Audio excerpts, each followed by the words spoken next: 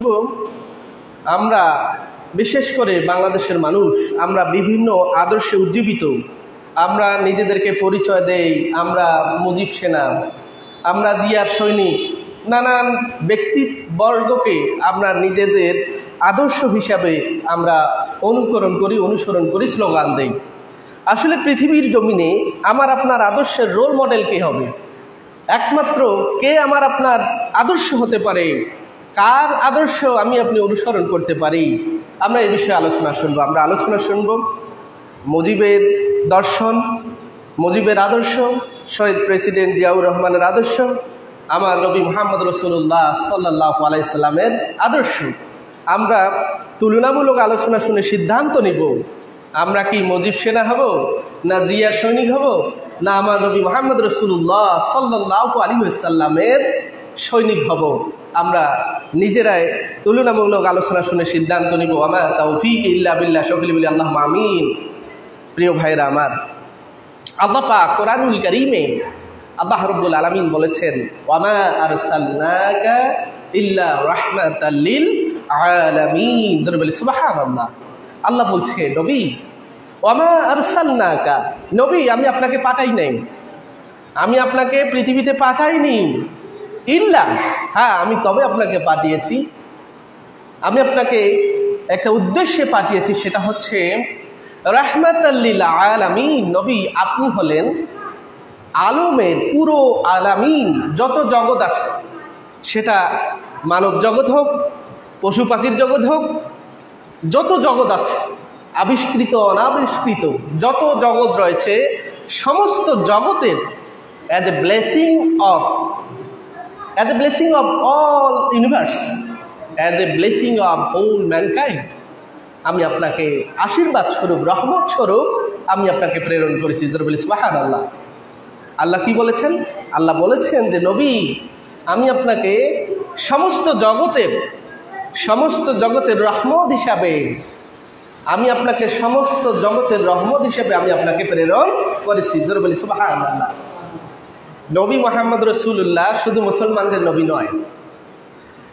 আল্লাহ যেমন সর্বজনীন, আল্লাহ যেমন সবার, হিন্দু, বৌদ্ধ, খ্রিস্টান, মুসলমান, পৃথিবীতে যত জাতি আছে, পৃথিবীতে যত মানুষ আছে, পৃথিবীতে যত মাখলুকাত রয়েছে, পৃথিবীতে যত সৃষ্টিজীব রয়েছে, সবার জন্য যেমনটা আল্লাহ সর্বজনীন, আমার রাসূলুল্লাহ সাল্লাল্লাহু আলাইহি ওয়াসাল্লাম তেমনটা সর্বজনীন।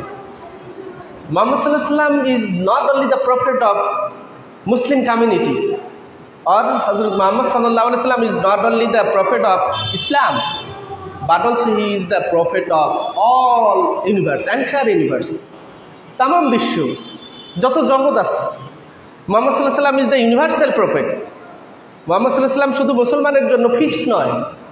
আল্লাহ এই কারণেই বলেছেন, ওয়ামা আরসালনাকা ইল্লা রাহমাতাল লিল আলামিন। নবী আমি আপনাকে পৃথিবীতে পাঠাইনি, তবে আমি আপনাকে পাঠিয়েছি তামাম জগতের রহমত হিসাবে। আপনি মানুষের যেমন রহমত, মানুষের উপর যেমন রহমত, পশু পাখির উপর আপনি রহমত, এই পৃথিবীর যত সৃষ্টিকুল রয়েছে সমস্ত সৃষ্টিকুলের আপনি রহমত। সুবহানাল্লাহ বলবেন না? আমার নবী মানুষের জন্য যেমনটা রহমত, তামাম পৃথিবীর জন্য, তামাম জগতের যত সৃষ্টিজীব রয়েছে সমস্ত সৃষ্টিজীবেরও আমার রাসূলুল্লাহ রহমত। সুবহানাল্লাহ। সম্মানিত ভাইয়েরা আমার, আমাদের পার্শ্ববর্তী দেশ ইন্ডিয়ার একজন স্বনামধন্য professor Ramakrishna Roy, he is not Muslim, সে কিন্তু মুসলমান নয়। রামাকৃষ্ণ রায় নাম শুনে তো বোঝা যাচ্ছে সে মুসলমান নয়। রামাকৃষ্ণ রায় বলছে যে মুহাম্মদ, পিস বি আপন হিম, prophet of Islam, and believe a leader like Muhammad could solve modern day problem, bringing peace and happiness to the world. আধুনিক বিশ্বে এক্সিস্টিং যতগুলো প্রবলেম রয়েছে, যত সমস্যা রয়েছে, সমস্ত সমস্যাগুলোকে সলিউশন করার জন্য, সমস্ত সমস্যাগুলো সমাধান করার জন্য, সারা পৃথিবীব্যাপী সুখ এবং শান্তি আনার জন্য মুহাম্মদ সাল্লাল্লাহু আলাইহি সাল্লাম একজন লিডার হিসাবে তিনি একমাত্র উপযুক্ত। সুবহানাল্লাহ বলবেন না? তিনি কি বলেছেন? তিনি বলেছেন, Muhammad, peace be upon him, prophet of Islam, and believe a leader like Muhammad could solve modern day problems, bringing peace and happiness to the world. Muhammad সাল্লাল্লাহু আলাইহি ওয়াসাল্লাম একজন নবী হিসাবে বর্তমান এক্সিস্টিং পৃথিবীতে যতগুলো সমস্যা রয়েছে, মডার্ন পৃথিবীতে যতগুলো সমস্যা রয়েছে, সমস্ত সমস্যার সমাধান করার জন্য একজন লিডার হিসাবে মুহাম্মদ রাসূলুল্লাহ সাল্লাল্লাহু আলাইহি ওয়াসাল্লাম, প্রফেট অফ ইসলাম, যারা বলি সুবহানাল্লাহ। একজন হিন্দু একজন প্রফেসর তিনি এই মন্তব্যটা করেছেন এবং তিনি বলেছেন যে মুহাম্মদ সাল্লাল্লাহু আলাইহি ওয়াসাল্লাম is the saviour of humanity. Muhammad সাল্লাল্লাহু আলাইহি ওয়াসাল্লাম হচ্ছে মানবতার ত্রাণকর্তা। সুবহানাল্লাহ বলবেন না? মানবতার ত্রাণকর্তা। তিনি বলেন নাই, he never says that Muhammad সাল্লাল্লাহু আলাইহি ওয়াসাল্লাম is the saviour of Islam, saviour of Muslim community. এই কথা তিনি বলেন নাই যে মুহাম্মদ সাল্লাল্লাহু আলাইহি ওয়াসাল্লাম মুসলমানদের ত্রাণকর্তা, মুহাম্মদ সাল্লাল্লাহু আলাইহি ওয়াসাল্লাম ইসলামের ত্রাণকর্তা, এই কথা বলেন নাই।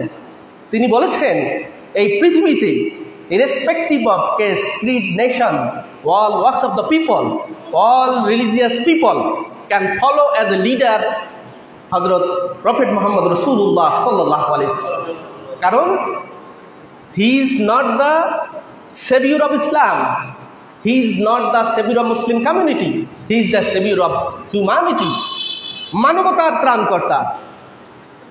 সকল এই পৃথিবীতে যত মানুষ রয়েছে, হোক সে হিন্দু, হোক সে খ্রিস্টান, হোক সে বৌদ্ধ, হোক সে ইহুদি, এই পৃথিবীতে যত ম্যানকাইন্ড রয়েছে, হিউম্যান বিং রয়েছে, সমস্ত হিউম্যান বিংয়ের as a saviour of all human beings prophet Muhammad রাসূলুল্লাহ সাল্লাল্লাহু আলাইহি ওয়াসাল্লাম ইজ দ্য পারফেক্ট মডেল।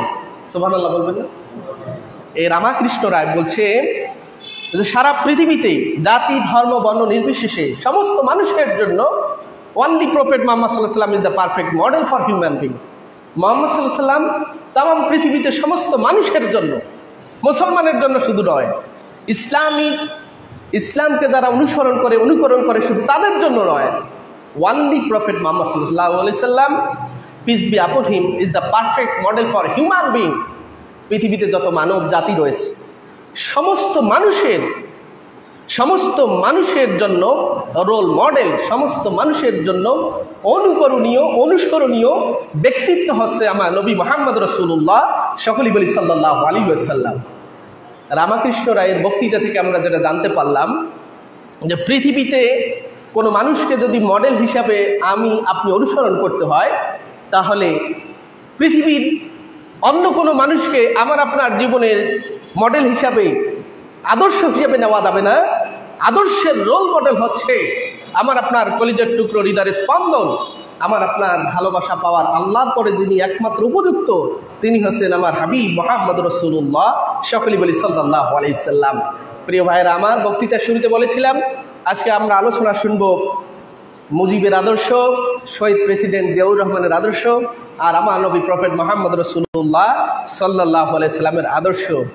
আমরা মুসলমান নাম ধারণ করে আমরা যারা মুজিবীয় দর্শনে যারা বিশ্বাসী, মুজিবীয় ফিলোসফি যারা আমরা বিশ্বাস করি, শহীদ প্রেসিডেন্ট জিয়াউর রহমানের আদর্শকে যারা আমরা বিশ্বাস করি এবং নিজেকে সৈনিক হিসাবে স্লোগান দেই, আপনারা একটু ভালো করে শুনবেন।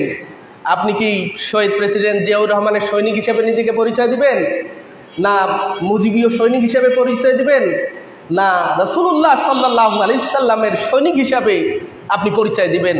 আলোচনা শুনলে আপনারা নিজেরাই সিদ্ধান্ত নিতে পারবেন আমরা কার আদর্শ অনুসরণ করব, আমরা কাকে অনুসরণ করব। আসলে আদর্শ কাকে বলে? এই যে আমরা বলি আমরা অমুকের আদর্শে উজ্জীবিত, আমরা সবাই মুজিব সেনা ভয় করি না, বুলেট বোমা ভয় করে না, একটা মারি দেখুন অস্তিত্ব থাকবে না, পালাবে। এটা মুখে, আসলে বাস্তবতায় নয়। এরা আইওয়াস মাত্র। যারা মুজিব সেনা, জিয়া সৈনিক বলে আমরা যারা চিৎকার করি, আসলে এগুলো মুখের কথা, আসলে বাস্তবতার কথা নয়। বাস্তবতায় আপনাকে আমাকে যদি কারো আদর্শ অনুসরণ করতে হয়, তাহলে আদর্শ হিসেবে, রোল মডেল হিসেবে মানতে হবে আমার রাসূলুল্লাহ সাল্লাল্লাহু আলাইহি ওয়াসাল্লাম। রাসূলুল্লাহ রাজনীতি করেন নাই? কথা বলেন, রাজনীতি করেন নাই? তাহলে আমার রাসূলের রাজনৈতিক পলিটিক্যাল ফিলোসফি আছে না, রাজনৈতিক দর্শন আছে না, পলিটিক্যাল ইনসাইট আছে না? তাহলে আমি মুসলমান, আমি যদি রাজনীতি করতে হয়, আমি যদি কোনো রাজনৈতিক ফিলোসফি যদি আমাকে ধারণ করতে হয়, আমাকে যদি কোনো রাজনৈতিক ফিলোসফি অনুসরণ করতে হয়, তাহলে আমি পৃথিবীর সেরা যিনি পলিটিশিয়ান ছিলেন, পৃথিবীর সেরা দার্শনিক ছিলেন, পৃথিবীর সেরা রাজনীতিবিদ ছিলেন, পৃথিবীর সেরা রাষ্ট্রচিন্তা নায়ক ছিলেন, আমি আপনি তো সেই মহানায়ককে তো আপনি অনুসরণ করতে হবে। প্রিয় ভাইয়ের আমার, যে কথাটি বলতে চেয়েছিলাম যে আমার রাসূলুল্লাহ সাল্লাল্লাহু আলাইহি ওয়াসাল্লাম তিনি একজন শ্রেষ্ঠ রাজনীতিবিদ ছিলেন, রাষ্ট্রনায়ক ছিলেন।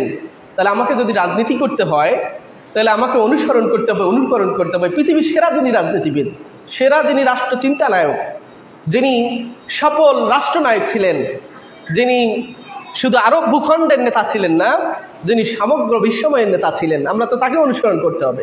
ভাইরা আমার, আদর্শ বলতে আমরা কি বুঝি? আদর্শ অর্থ হলো অনুকরণযোগ্য, অনুসরণীয় ব্যক্তি বা বস্তু, এটাকে বলা হয় আদর্শ। আর আদর্শ মানুষ যদি আমরা বলি, আদর্শ মানুষের সংজ্ঞা হলো উন্নত মানবিক গুণাবলী ধারণ করে যে ব্যক্তি, নিখুঁত চরিত্রের অধিকারী যে ব্যক্তি, তাকে বলা হয় আদর্শ মানব। বলেন শব্দটা কি?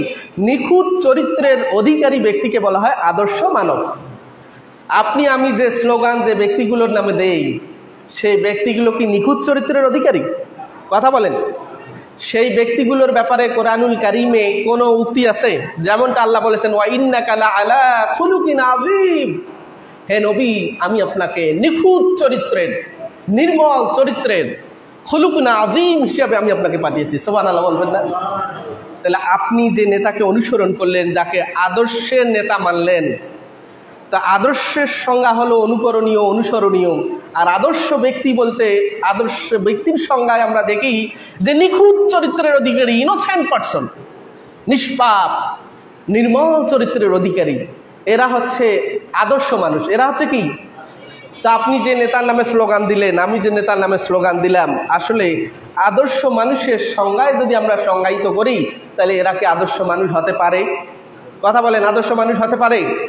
তাহলে আপনি আমি যদি তাদেরকে অনুসরণ করি, তাহলে আমার আপনার, যাকে আমরা অনুসরণ করব, তার যে দশা হবে, আমার আপনারও সে দশা হবে। কথা বলেন ঠিক কিনা?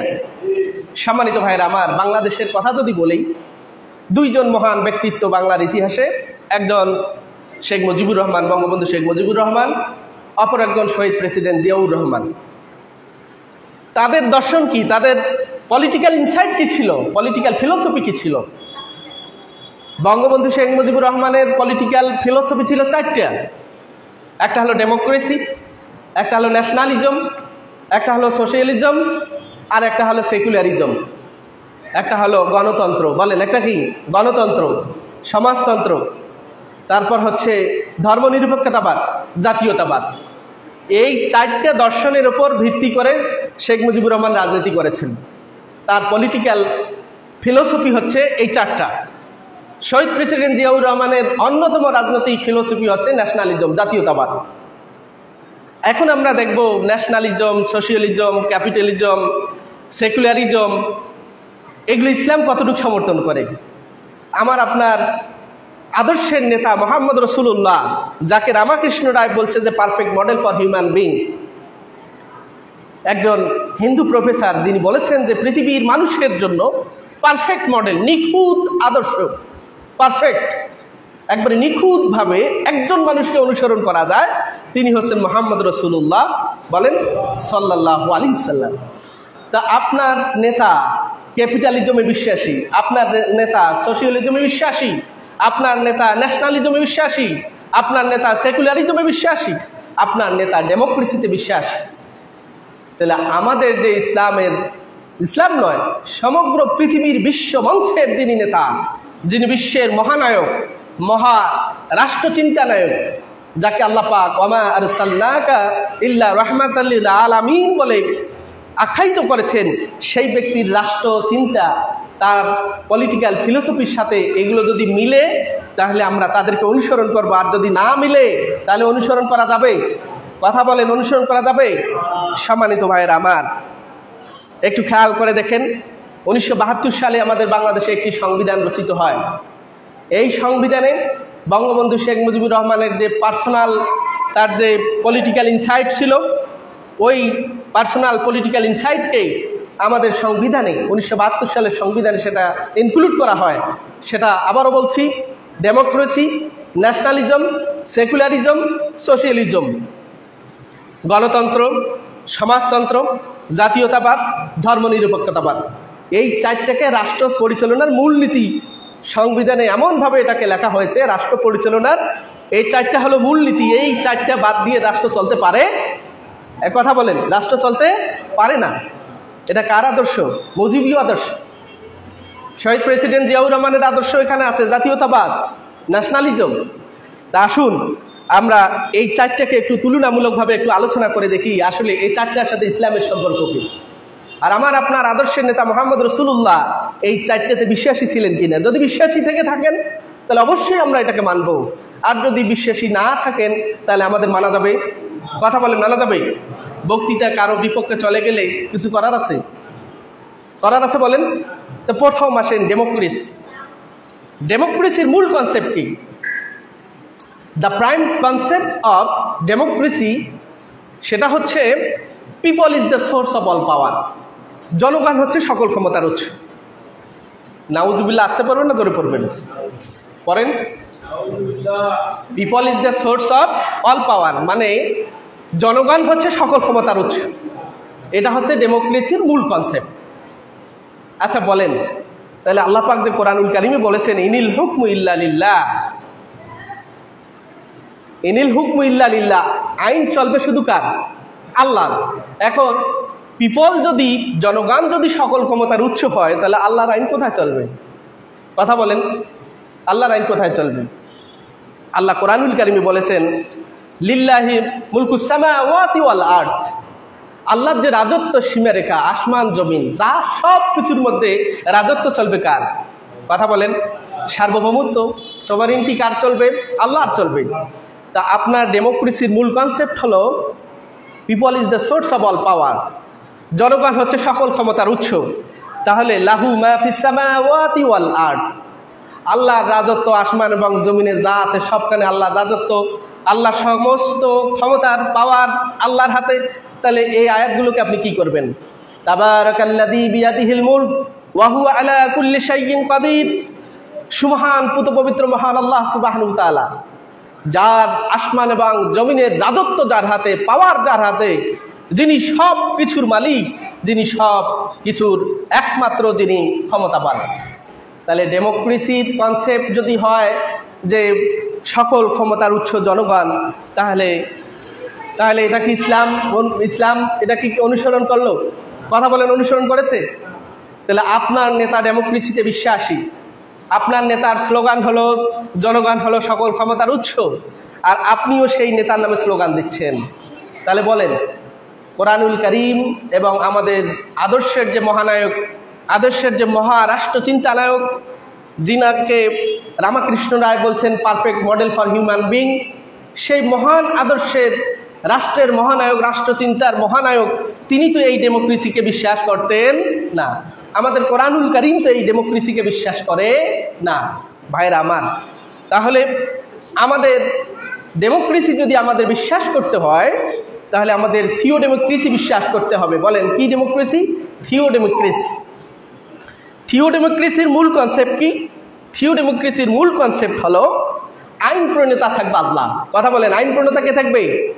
ল মেকার অথবা ল গিভার হবে অনলি আল্লাহ। পৃথিবীর কারো মানুষের তৈরি করা আইন দিয়ে যে তন্ত্র চলবে সেটা হবে না।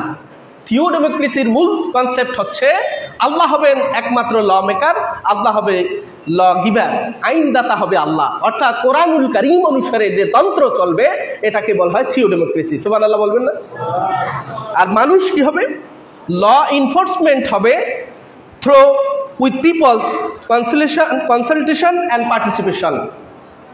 সেটা কোরআনুল কারীমের আয়াত হলো ওয়া আমরুহুম শুরাউ বাইনাহুম, মানুষের পরস্পরের সম্মতিক্রমে, মানুষের অংশগ্রহণের মাধ্যমে আল্লাহ হবে ল মেকার, আর মানুষের মধ্যে ওই আইনটা পারস্পরিক সম্মতিতে সেই আইনটা কি হবে? বাস্তবায়ন হবে। এটা হচ্ছে থিও ডেমোক্রেসি। থিও ডেমোক্রেসির মূল কনসেপ্ট হলো ইনিল হুকমু ইল্লা লিল্লাহ, ইল্লা লিল্লাহ, জমিন যার, আইন চলবে তার, আল্লাহ একমাত্র হবে আইনদাতা। থিওডেমোক্রেসির মূল কনসেপ্ট হলো লিল্লাহি মুলকুস সামাওয়াতি ওয়াল আরদ, আসমান জমিনের পুরো মালিক হচ্ছে কে? আল্লাহ। তা আমাদের এক্সিস্টিং যে ডেমোক্রেসি, বিদ্যমান যে গণতন্ত্র, সেই গণতন্ত্রের মূল কনসেপ্ট হলো people is the source of all পাওয়ার, মানে মানুষই হচ্ছে সকল ক্ষমতার উৎস। তাহলে আপনার নেতা, আপনি যাকে আদর্শের সৈনিক, যাকে আপনি আদর্শের মডেল হিসেবে মানেন, তার তো প্রথম যে তন্ত্র, সেই তন্ত্রটাই ইসলাম অনুসরণ করে না, ইসলাম মানে না। সুতরাং তাকে অনুসরণ করা যাবে? কথা বলেন, অনুসরণ করা যাবে? যাবে না। এরপর আসেন শহীদ প্রেসিডেন্ট জিয়াউর রহমান। তার পুরো জীবনব্যাপী তার একটা পলিটিক্যাল ইনসাইট ছিল, পলিটিক্যাল ফিলসফি ছিল, সেটা হলো ন্যাশনালিজম, জাতীয়তাবাদ। কথা বলেন, ন্যাশনালিজম মানে কি? জাতীয়তাবাদ। জাতীয়তাবাদ কি? জাতির ভিত্তিতে মর্যাদা, ভাষার ভিত্তিতে মর্যাদা, ভৌগোলিক সীমারেখার ভিত্তিতে মর্যাদা, এটাকে বিশ্বাস, এই বিশ্বাস ছিল শহীদ প্রেসিডেন্ট জিয়াউর রহমানের। আচ্ছা বলেন, জাতির ভিত্তিতে, বর্ণের ভিত্তিতে, ধর্মের ভিত্তিতে, ভৌগোলিক কোনো কারণে কোনো মানুষের মর্যাদা হতে পারে? পারে? আল্লাহ বলছেন, ইন্না আকরামাকুম ইনদাল্লাহি আতকাকুম, তোমাদের মধ্যে সেই হচ্ছে মর্যাদাবান যে বেশি আল্লাহকে ভয় করে। সে যে বর্ণের হোক, সে যে ভাষার লোক হোক, সে যেই গোত্রের লোক হোক না কেন, সে যেই ভৌগোলিক সীমারেখার লোক হোক না কেন, সে যদি আল্লাহকে ভয় করে, সেই হচ্ছে সম্মানের একমাত্র পাত্র। তাহলে আপনি ন্যাশনালিজমের স্লোগান দিলেন, জাতির কারণে মর্যাদা, ভাষার কারণে মর্যাদা, ভৌগোলিক সীমারেখার কারণে মর্যাদার নীতিকে যে আপনি বিশ্বাস করলেন, এই নীতি তো আমার ইসলাম বিশ্বাস করে না, এই নীতি আমার কোরআন বিশ্বাস করে না, এই নীতি পৃথিবীর শ্রেষ্ঠ রাষ্ট্রনায়ক মুহাম্মদ রাসূলুল্লাহ সাল্লাল্লাহু আলাইহি সাল্লাম বিশ্বাস করে না। তিনি হাদিসে বলেছেন, লাইসা মিন্না মান দাআ ইলা আসাবিয়্যা, ওই ব্যক্তি, ওই গোষ্ঠী আমার দলভুক্ত নয় যারা জাতিগত পক্ষপাতের ভিত্তিতে মানুষকে ডাকে। যারা জাতিগত পক্ষপাতের ভিত্তিতে মানুষকে ডাকে, তারা আমার দলভুক্ত নয়। তা আপনি যে ন্যাশনালিজমে বিশ্বাসী হলেন, জাতির কারণে, ভাষার কারণে, বর্ণের কারণে, ভৌগোলিক সীমারেখার কারণে মানুষের মর্যাদা যে আপনি দিলেন, কিন্তু আমার রাসূলুল্লাহ কি বলেছেন যে ওই ব্যক্তি, ওই গোষ্ঠী আমার দলভুক্ত নয় যারা জাতিগত ভিত্তিতে মানুষকে আহ্বান করে, মানুষকে মর্যাদা দেয়। তাহলে কার কথা শুনবেন? ন্যাশনালিজমের কথা শুনবেন না আমার রাসূলুল্লাহর কথা শুনবেন? তাহলে ডেমোক্রেসিও পচা, ন্যাশনালিজমও পচা। যারা ধারণ করে যে নেতাগুলো, ওই নেতাগুলো পচা। এই নেতাগুলো কি? যারা কোরআন মানে না, তাদেরকে আমরা ভালো বলবো। কথা বলেন, সম্মানিত সুধী। এরপর আসুন সোশিয়ালিজম, সমাজতন্ত্র। সমাজতন্ত্রের মূল কনসেপ্ট কি? সবকিছু রাষ্ট্রের মালিকানা থাকবে, ব্যক্তি মালিকানা থাকবে না। ধনীদের সম্পদ জোর করে গরিবদেরকে বন্টন করে দেওয়া হবে। ইসলাম এটা সাপোর্ট করে? ইসলাম এটা সাপোর্ট? ইসলাম ব্যক্তি মালিকানাকে বিশ্বাস করে। ইসলাম ইন্ডিভিজুয়াল ওনারশিপকে ইসলাম সাপোর্ট করে। তবে হ্যাঁ, আপনি ব্যক্তিগতভাবে অনেক অর্থের মালিক, এই অর্থের মধ্যে আল্লাহ কোরআনুল কারীমে যাকাতের কথা বলেছে। যাকাতের কথা বলে নাই, দান সাদকার কথা বলে নাই। আপনি বৈধ পন্থায় 1000 কোটি টাকা ইনকাম করেন, ইসলাম সেটা সাপোর্ট করেছে। কিন্তু শর্ত হলো আপনাকে সেখানে যাকাত দিতে হবে, দান সদকা করতে হবে। ইসলাম যে অর্থনৈতিক ব্যবস্থার কথা বলেছেন, যেভাবে অর্থ ব্যয় করার কথা বলেছেন, সেভাবে ব্যয় করতে হবে। কিন্তু ইসলাম কখনো ব্যক্তিগত অর্থনৈতিক স্বাধীনতাকে খর্ব করে নাই। সুবহানাল্লাহ বলবেন না? আপনি কোটিপতি হন, বৈধভাবে ইসলাম সাপোর্ট করেছে। ওই টাকা দিয়ে, ওই টাকা আপনি গরিব দুঃখীর কল্যাণে লাগাবেন, ওই টাকা দিয়ে আপনি যাকাত দিবেন, আপনি দান করবেন। আল্লাহর কোরআনুল কারীমের বিধি অনুসারে, রাসূলের বিধান অনুসারে আপনি দান করে আপনি কোটিপতি হবেন, ইসলাম এটাকে সাপোর্ট করেছে। কিন্তু সোশিয়ালিজমের কনসেপ্ট কি?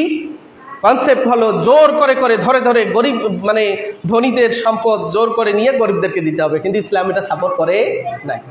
সম্মানিত ভাইয়েরা আমার, তাহলে কোরআনুল কারীমে সোশিয়ালিজমকে আল্লাহ সাপোর্ট করেন নাই।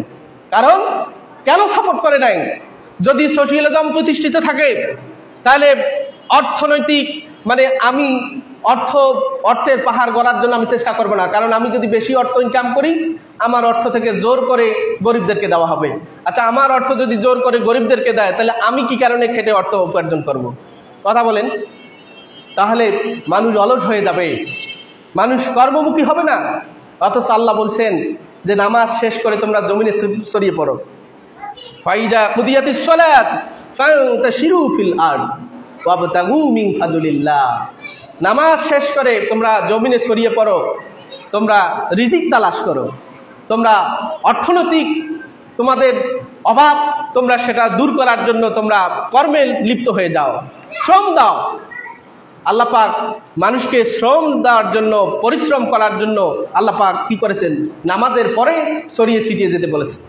আপনার সোশিয়ালিজম যদি প্রতিষ্ঠিত থাকে, সমাজতন্ত্র যদি প্রতিষ্ঠিত থাকে, তাহলে আমার কি দরকার আছে ঘাম ঝরিয়ে অর্থ উপার্জন করার? কারণ আমি যখন বেশি অর্থ উপার্জন করব, আমার থেকে ধরে ধরে নিয়ে যাই, কি করা হবে? কথা বলেন, গরিবদেরকে দেওয়া হবে। তাহলে আমি আর কর্মক্ষম হব?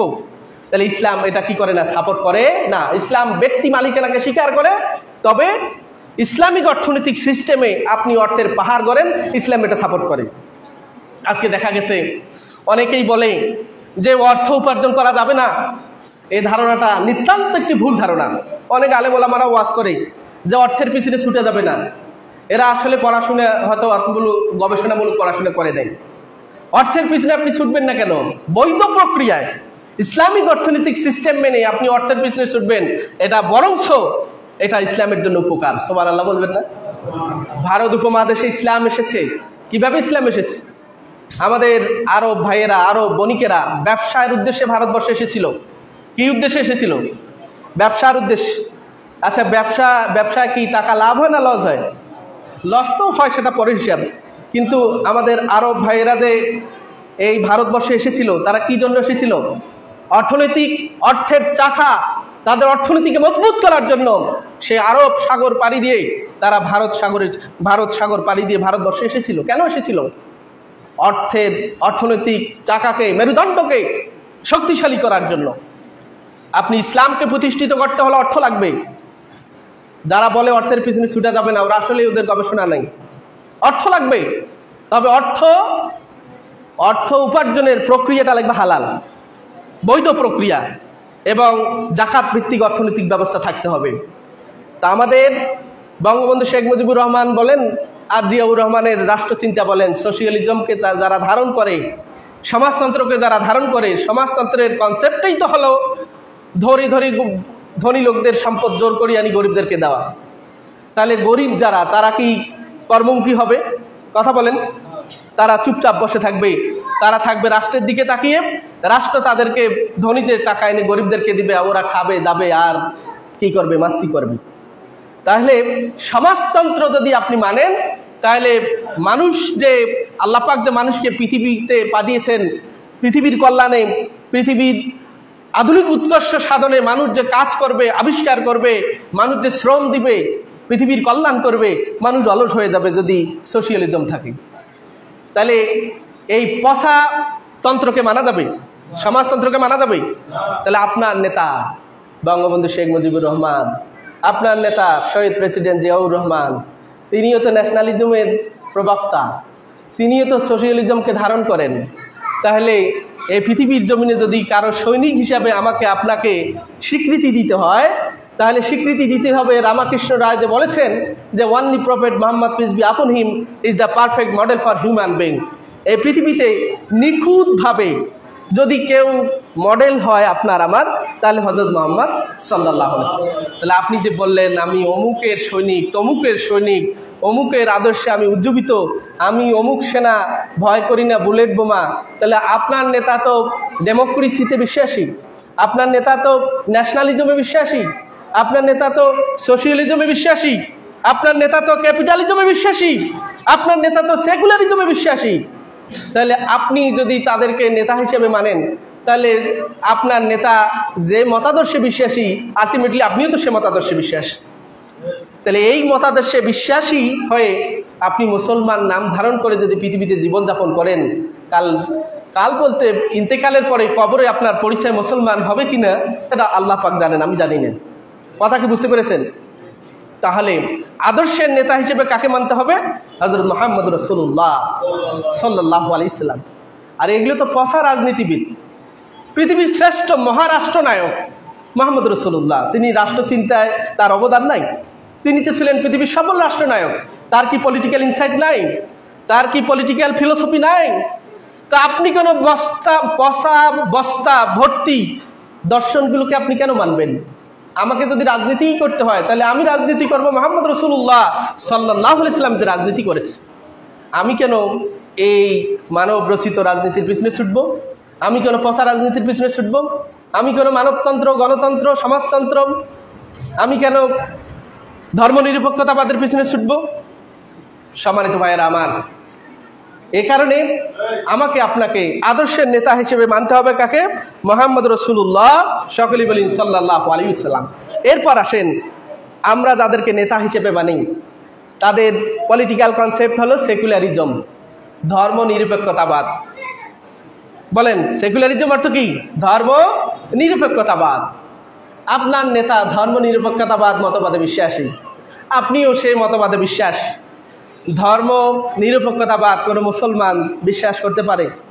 কথা বলেন, এটা বিশ্বাস করলে ঈমান থাকবে? আর একটু কথা বলেন, ঈমান থাকবে? ভাইয়েরা আমার, এই পৃথিবীতে অনেক রাষ্ট্রনায়ক আসে নাই? অনেক দার্শনিক এসেছে না? অনেক বুদ্ধিজীবী এসেছে না? পৃথিবীর আদর্শ, পৃথিবীর মানব কল্যাণের জন্য আদম আলাইহিস সালাম থেকে শুরু করে এখন পর্যন্ত অনেক মহা মহা বড় বড় রাষ্ট্রনায়করা এসেছিল সক্রেটিস, এসেছিল মাও সেতুং, এসেছিল অ্যারিস্টটল, এরকম এসেছিল কার্ল মার্কস। তারা চেয়েছিল পৃথিবীর মানবতার কল্যাণ করার জন্য, মানুষের মুখে হাসি ফোটানোর জন্য, কিন্তু তাদের কনসেপ্ট ছিল সেকুলারিজম, ধর্ম নিরপেক্ষতাবাদ। তাদের চিন্তা ভাবনা ছিল মানুষের কল্যাণ করার, কিন্তু সেকুলারিজমে এসে তারা এতটাই মানে পচে গিয়েছিল, তারা মানুষের মুখে হাসি ফোটানোর বদলেতে মানুষের মুখে মুখে চোখে মুখে কান্না তারা পৃথিবীতে উপহার দিয়েছে। সম্মানিত ভাইরা আমার, মাইকেল এইচ হার্ট একজন লেখক। এই পৃথিবীতে আদম আলাইহিস সালাম থেকে শুরু করে সমসাময়িক পৃথিবী পর্যন্ত 100 জন মানুষের জীবনী তিনি লিখবেন, এই চিন্তা করে কলম হাতে নিলেন, লেখা শুরু করে দিলেন। এখন 100 জন মনীষী, the 100 wise of a man. এখন প্রথম ব্যক্তিটা কাকে দিবেন, তিনি এটা নিয়ে মহা টেনশনে পড়ে গেলেন। কাকে দিবেন তিনি প্রথমে? কে আদর্শের মহানায়ক হতে পারে পৃথিবীর? কে আদম আলাইহিস সালাম থেকে স্টিল নাও কন্টেম্পোরারি ওয়ার্ল্ড, সমসাময়িক বিশ্বে কার অবস্থান সবার আগে থাকতে পারে? এ নিয়ে তিনি ব্যাপক উদ্বিগ্ন, মানে চিন্তায় মশগুল। কাকে দিবেন? অনেক পড়াশোনা করলেন, অনেক গবেষণা করলেন, কাকে আমি পৃথিবীর 100 মহামানুষীর প্রথম স্থানে দেব? তিনি অনেক গবেষণা করে, অনেক রিসার্চ করে সর্বশেষ তিনি বাধ্য হয়েছিলেন আমার আপনার আদর্শের মহামানব, আমার আপনার রাষ্ট্রচিন্তার মহানায়ক জনাবে মুহাম্মদ রাসূলুল্লাহ সাল্লাল্লাহু আলাইহি সাল্লামকে পৃথিবীর 100 সেরা অনুকরণীয় ব্যক্তির তালিকায় প্রথম নামটা দিয়েছিলেন আমার নবী মুহাম্মদ রাসূলুল্লাহ। সুবহানাল্লাহ বলবেন না? কেন দিয়েছিলেন? একটা কারণ বলি শুধু। তিনি বলেছেন যে আমি যখন মুহাম্মদ সাল্লাল্লাহু আলাইহি সাল্লামকে প্রথম দিলাম, সারা পৃথিবীব্যাপী আমার কাছে তীর নিক্ষেপ শুরু হয়ে গেল। সারা পৃথিবী থেকে ইন্টেলেকচুয়াল বডিরা আমাকে প্রশ্ন করা শুরু করে দিল, মাইকেল এইচ হার্ট, কোন যুক্তিতে তুমি ইসলাম ধর্মের প্রবক্তা মুহাম্মদকে তোমার বইয়ের প্রথম স্থানে দিলে? কোন যুক্তিতে তোমাকে এটা জবাব দিতে হবে? সারা পৃথিবীব্যাপী হাজারো প্রশ্ন এসে জর্জরিত হয়ে গেল। তিনি তার যে উত্তর সমূহ, তার মধ্যে একটা উত্তর আমি আপনাদের সম্মুখে বলছি। মাইকেল এইচ হার্ট বলেছেন যে এই পৃথিবীতে অনেক পলিটিক্যাল লিডার এসেছিল, পলিটিশিয়ান এসেছিল, কিন্তু রাজনীতি করতে গিয়ে ধর্ম এবং ধর্মনিরপেক্ষতাকে তারা গুলিয়ে ফেলেছিল। Only prophet, peace be upon him, is the supremely successful both the religious and secular level. সুবহানাল্লাহ। একমাত্র পৃথিবীর একজন মহানায়ক যিনি ধর্ম এবং ধর্মনিরপেক্ষতাবাদকে এতটা সুন্দরভাবে সারা পৃথিবীর বিশ্বমঞ্চে এমনভাবে সুন্দরভাবে উপস্থাপন করেছেন, সুপ্রিমলি সাকসেসফুল, একদম সর্বোচ্চ সফলতা অর্জন করেছেন শুধু একমাত্র ব্যক্তি প্রফেট মুহাম্মদ রাসূলুল্লাহ সাল্লাল্লাহু আলাইহি ওয়াসাল্লাম। তিনি ছাড়া পৃথিবীর যত রাজনীতিবিদের জীবনী আমি পড়েছি, যত পলিটিক্যাল লিডারের জীবনী পড়েছি, যত পলিটিক্যাল ইনসাইট পড়েছি, ফিলসফি পড়েছি, কোনো রাজনীতিবিদ এই জায়গাটাতে সফল হতে পারে নাই। সুবহানাল্লাহ বলবেন না? তাহলে আমার নবী মুহাম্মদ রাসূলুল্লাহ সাল্লাল্লাহু আলাইহি ওয়াসাল্লাম supremely successful both the religious and secular level.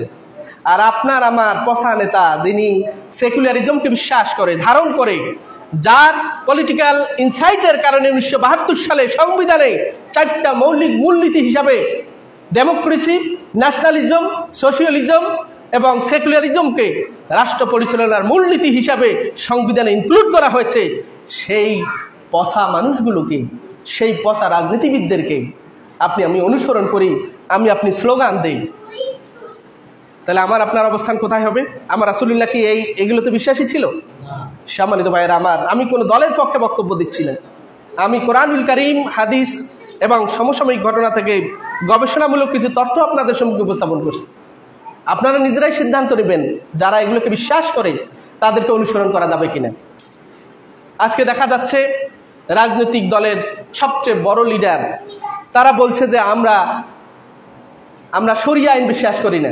আচ্ছা বলেন, যারা শরিয়া আইন বিশ্বাস করে না তারা অবশ্যই সেকুলারিজম বিশ্বাস করে, তারা ধর্ম নিরপেক্ষতাবাদকে বিশ্বাস করে। তাহলে যদি আমার দলের নেতা যদি বলে আমি শরিয়া আইন বিশ্বাস করি না, তাহলে তাকে মানা যাবে? কথা বলেন, তাকে মানা যাবে? এই কথা শোনার পরে কেউ যদি সেই দলকে সাপোর্ট করে, তাহলে আল্লাহ তাআলা কাল কিয়ামতের ময়দানে যদি বলে যে তুমি যে সেকুলারিজমকে বিশ্বাস করেছো, তুমি যে শরিয়া আইন মানো নাই, শরিয়া আইনটা মূলত কার? শরিয়া আইন তো আল্লাহ, যেটা আমি বক্তব্যের শুরুতে বলেছি, ডেমোক্রেসি নয়, থিওডেমোক্রেসি।